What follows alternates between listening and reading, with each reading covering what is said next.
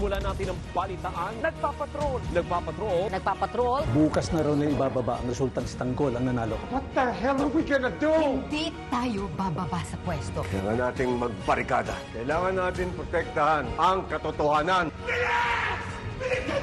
Labas niyo si Tanggol at mga pugante kaibigan niya! Nasa labas si Ligor kasama pulong-pultong ng mga pulis. Tawad! Papatay ko yan! Huwag dito! Maraming magdadamay! Marami tayong pagkakataon para makabawi!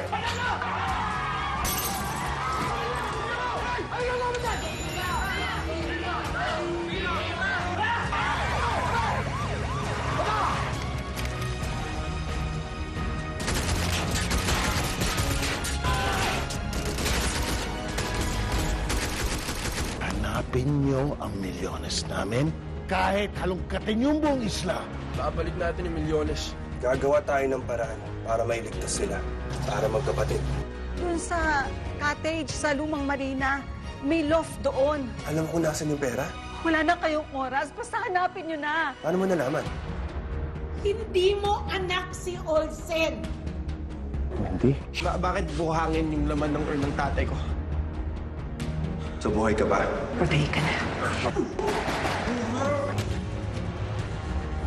After 14 years nga lang nilang nalaman na bumalik si Kyle nun dito sa Amurao. Pinagbantaan niya si Luisa dati. Gusto mong patunayan na inosente yung Edong na yun. Kaya ngayon, naghahanap ng ibang masasisi.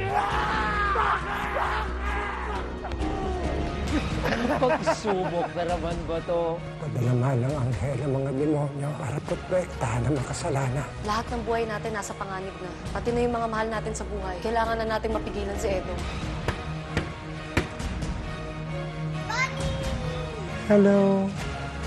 Hindi ako titigil hanggat sa matapos ko ang kailangan kong gawin. Kahit na mukha siyang masungit, feeling ko sobrang bait niya at saka gentleman. Bakit hindi na lang tayo mag-date? Kung mabilis akong oo sa'yo, ang masasaktan lang sa atin, ikaw. Hindi na ba importante sa'yo ang buhay mo, Harhan? Hindi ko alam kung kaya kong mabuhay nang wala siya. Alam ba niya na may sakit ka? Nandito ako para sa'yo.